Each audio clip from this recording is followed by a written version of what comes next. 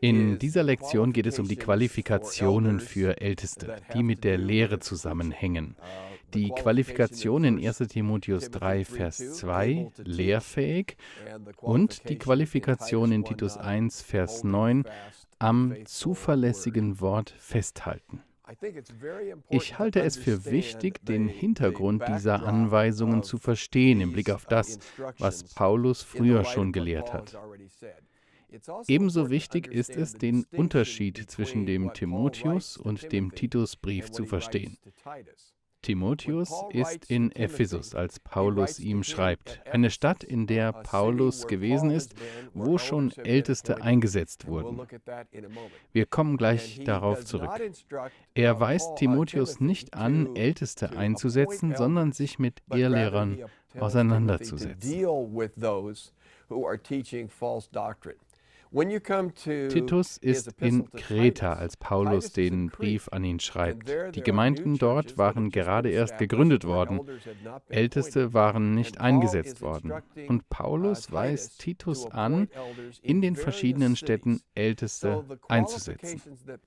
Die Qualifikationen, die Paulus in Titus 1 festlegt, sind also auf neu zu bestimmende Älteste anzuwenden, während die Qualifikationen in 1. Timotheus 3 sich auf vorhandene Älteste beziehen. So verstehe ich das jeweilige Umfeld. Werfen wir also einen Blick auf das, was Paulus den Ephesern früher schon gesagt hatte. Paulus hatte in Ephesus einen wirkungsvollen Dienst getan. Nach Apostelgeschichte 19 hatte er dort fast 3 Jahre gelehrt und von Ephesus wird gesagt, dass alle, die in Asien wohnten, das Wort des Herrn hörten.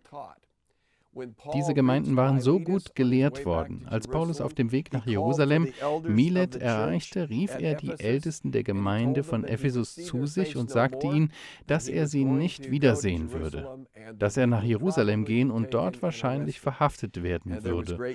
Und es gab viele Tränen und große Sorge um Paulus, als er abreiste. Einer der Punkte, die er ihnen zu sagen hatte, hatte viel mit der Lehre zu tun. An 2 Stellen in Apostelgeschichte 20 sagt er, dass er ihnen alles beigebracht hatte, was sie wissen mussten. In Kapitel 20, Vers 20 sagt er, wie ich nichts zurückgehalten habe von dem, was nützlich ist, dass ich es euch nicht gelehrt hätte, öffentlich und in den Häusern. Und in Vers 27 sagt er weiter, ich habe nicht zurückgehalten, euch den ganzen Ratschluss Gottes zu verkündigen.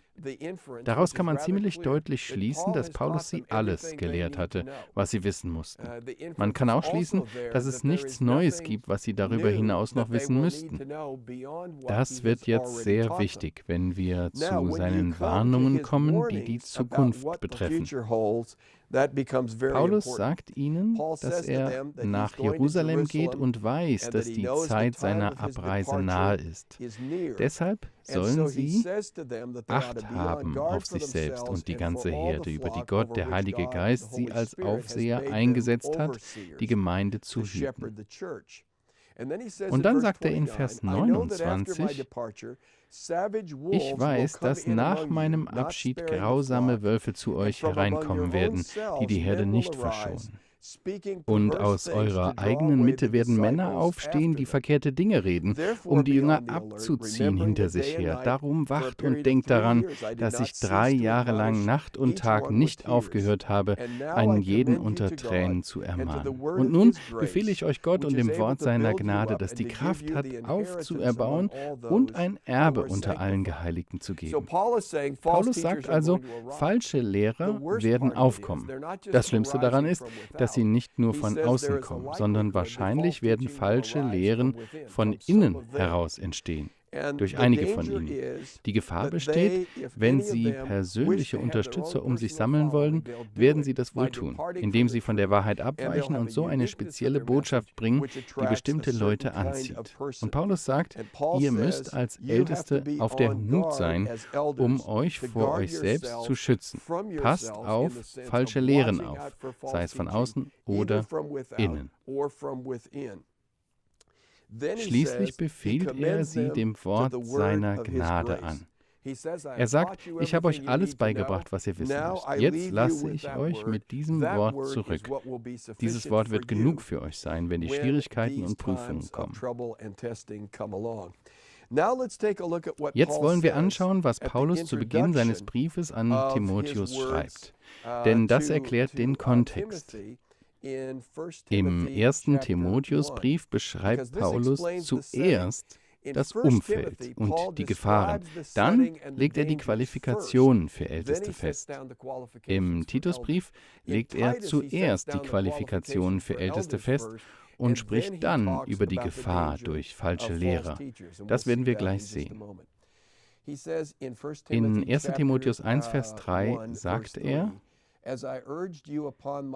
so wie ich dich bat, als ich nach Mazedonien abreiste, in Ephesus zu bleiben, damit du einigen Weisung erteilen solltest, nichts anderes zu lehren, noch mit Fabeln und endlosen Geschlechtsregistern sich abzugeben, die mehr Streitfragen hervorbringen, als sie den Verwalterdienst Gottes fördern, der im Glauben geschieht. Interessanterweise sagt er hier nicht, dass Timotheus Älteste ernennen soll, sondern er soll sich mit denen befassen, die fremde Lehren verbreiten. Ganz ähnlich wie das, wovor er die Epheser in Apostelgeschichte 20 gewarnt hat.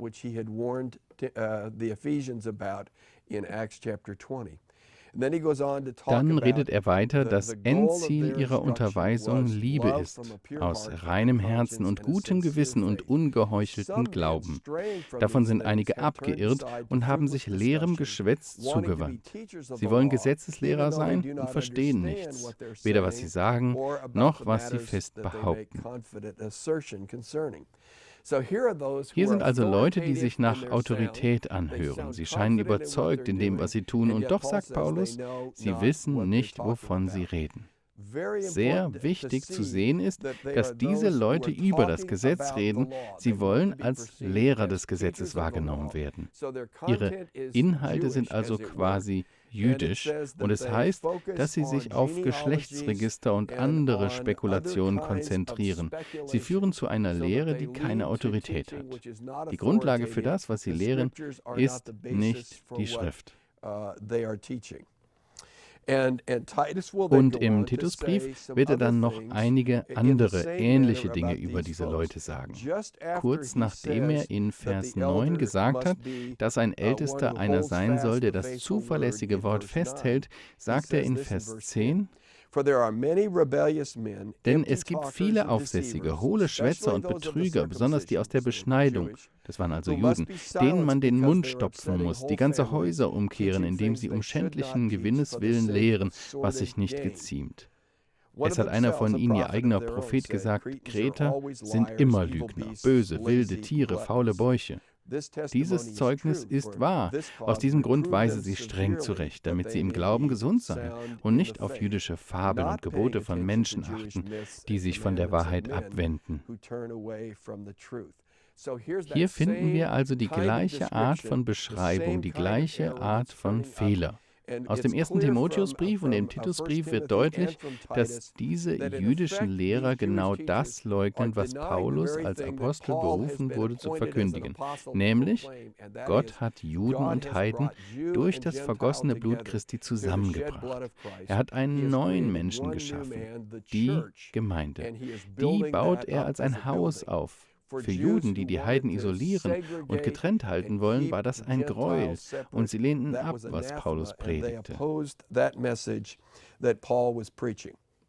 Wenn wir die beiden Timotheusbriefe und den Titusbrief durchlesen, finden wir praktisch in jedem Kapitel etwas über Lehre bzw. Lehrer.